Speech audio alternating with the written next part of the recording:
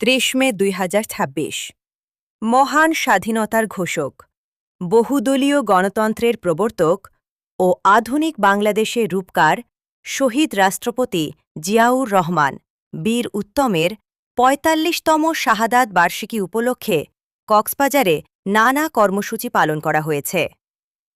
কক্সবাজার সদর রামু ঈদগাঁও ৩ আসনের সাংসদ জননেতা লুৎফর রহমান কাজুলের নির্দেশনায় কক্সবাজার শহর ছাত্রদলের উদ্যোগে এ কর্মসূচি অনুষ্ঠিত হয়। এতে কক্সবাজার শহর ছাত্রদলের আহ্বায়ক এবং কক্সবাজার জেলা স্বেচ্ছাসেবক দলের সভাপতি পদপ্রার্থী হুমায়ুন কবির হিমুর পক্ষ থেকে কক্সবাজার পৌরসভা এলাকায় ১৫০ জন হতদরিদ্র পরিবারের মাঝে কুরবানির মাংস বিতরণ করা হয়। এ সময় হুমায়ুন কবির হিমু মহান আল্লাহর দরবারে শহীদ প্রেসিডেন্ট জিয়াউর রহমানের আত্মার মাগফেরাত কামনা করেন। বহুদলীয় গণতন্ত্রের প্রবক্তা বাংলার রাখাল রাজা শহীদ প্রেসিডেন্ট জিয়াউর রহমানের আজকে ৪৫তম শাহাদাত বার্ষিকী। তারই ধারাবাহিকতায় বাংলাদেশ জাতীয়তাবাদী ছাত্রদল কক্সবাজার শহর ছাত্রদলের পক্ষ থেকে আমরা আজ ছিন্নমূল অসহায় দুস্থ প্রায় ১৫০টি পরিবারের মাঝে আমাদের কক্সবাজার সদর রামু ৩ আসনের সংসদ সদস্য লুৎফর রহমান কাজল ভাইয়ের নির্দেশনায় আমরা আজকে প্রায় ১৫০টি পরিবারের মাঝে আমরা পবিত্র কুরবানির গরু গোশত বিতরণ করেছি।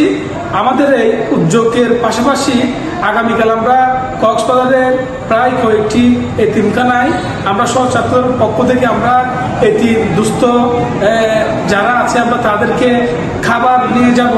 পাশাপাশি আমরা কক্সবাজার পৌরসভার ভিতরে যে সকল দুস্থ পথচারী রিক্সাওয়ালা শ্রমিক দিনমজুর ভাইরা আছে আমরা তাদেরকেও আমরা খাবারের আওতায় নিয়ে আসবো।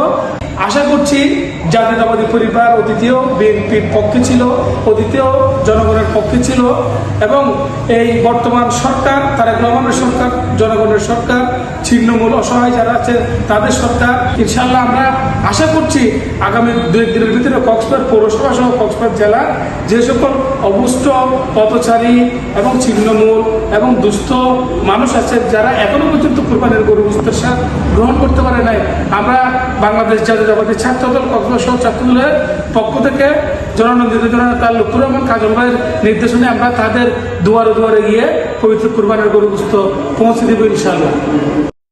তিনি আরও জানান, আগামীকাল কক্সবাজার পৌরসভার বিভিন্ন এতিমখানায় খাবার বিতরণের উদ্যোগ গ্রহণ করা হয়েছে। স্থানীয় নেতাকর্মীরা জানান, এ ধরনের মানবিক উদ্যোগ ভবিষ্যতেও অব্যাহত থাকবে।